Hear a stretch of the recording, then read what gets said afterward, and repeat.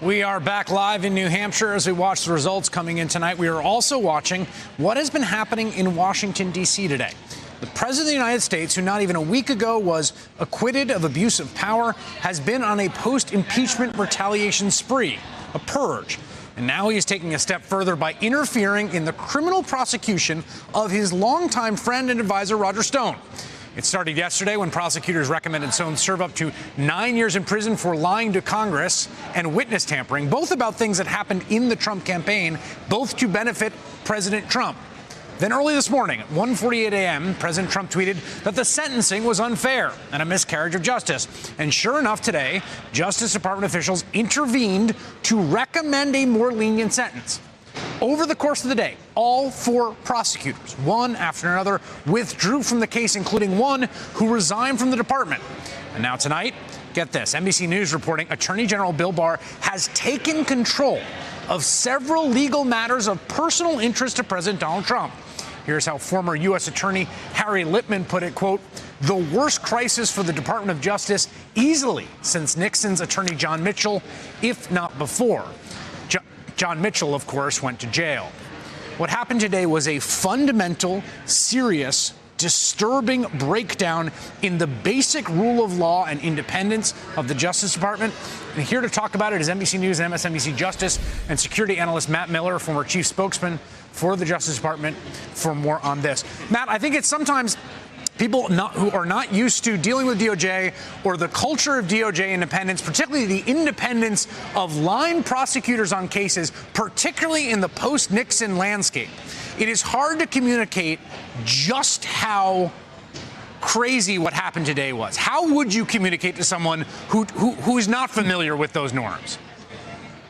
You know, that is exactly right, Chris. I've been struggling all day to try to come up with a way to say that this is not the way the Department of Justice is supposed to work. I think it's hard to overstate how unusual this is, how inappropriate it is, and how striking it is for these four career federal prosecutors to take their name off of this new sentencing memo that the department sent today, and for one of them to actually resign over it and to leave the department completely. That's not something I've really ever heard of happening. We saw some civil attorneys refuse to sign a brief earlier in this administration when the department backed off its longstanding position. But for it to happen in a criminal case, I can't recall ever happening.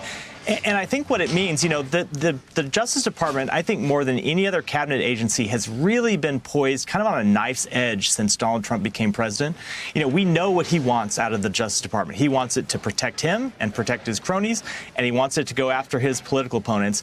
And at times, the department has held the line and resisted that. And at times, especially since Bill Barr became AG, they've given him exactly what he wants. And I think the headline from today is that post-Watergate norm that you talked about it at the beginning of your question, where the department made criminal decisions independent of the White House. That norm is dead. It is gone. The Department of Justice under Donald Trump does not function that way anymore. I just want to give people a sense of why this is so important. I mean, presumably, if you believe there should be no independence, no arm's length between the president and the attorney general, the president can call up the attorney general and say, I just saw Matt Miller on television. I don't like what he had to say. Open up an investigation into Matt Miller. And if you can come up with some charges, charge him. That happens. There are many places in the world where that happens. That's not a far-fetched. I mean, that's what we're looking into, it occurs to me right now.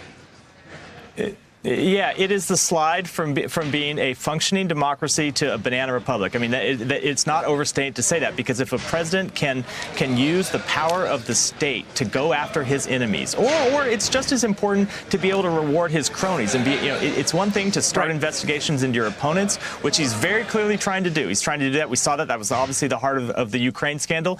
He's gotten the department doing that, going after former intelligence officers with this probe that Bill Barr has started into the origins of the election, but it's also to use the power of the state to overlook criminality by yourself and your associates, which is the other thing he's using the Justice Department for. That is one of the definitions of autocracy.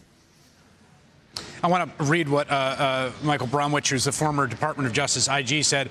Memo to all career DOJ employees. This is not what you signed up for. Four prosecutors are bailed on the Stone case have shown the way. Report all instances of improper political influence and other misdeeds to the DOJ IG, who is required to protect your identity. And I want to note on Mr. John Kravitz, I mean, what he did today was extraordinary. He didn't just take his name off that brief or resign from the case. He resigned from the Department of Justice altogether. This is someone with, as far as I can tell, a sterling reputation and long distinguished career at Department of Justice, and today he gave up his job over this. Yeah, he walked out of the department, which must have been so hard to do. I am so proud of the career officials who refused to bow to political pressure and withdraw a recommendation that they knew was just, that was a sentencing recommendation that was consistent with what the sentencing guidelines called for. But you know what? It's a disgrace that they were the ones that had to hold the line against political interference. One of the things that we always thought is important when I was a political appointee at the Justice Department is we protected the career officials from politics. It wasn't like the White House was ever, pushing us to do inappropriate things. I didn't work in an administration like that, but we kept politics away from them completely, and that is the job of the political officials.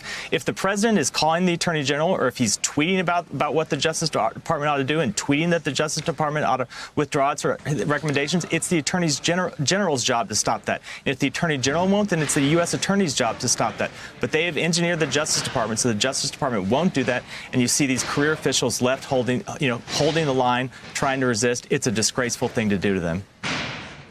I think this is going to be a very big story tomorrow as the recriminations for this and the effects of it begin to ripple outwards. Matt Miller, thanks for making some time. Hey there, I'm Chris Hayes from MSNBC. Thanks for watching MSNBC on YouTube. If you want to keep up to date with the videos we're putting out, you can click subscribe just below me or click over on this list to see lots of other great videos.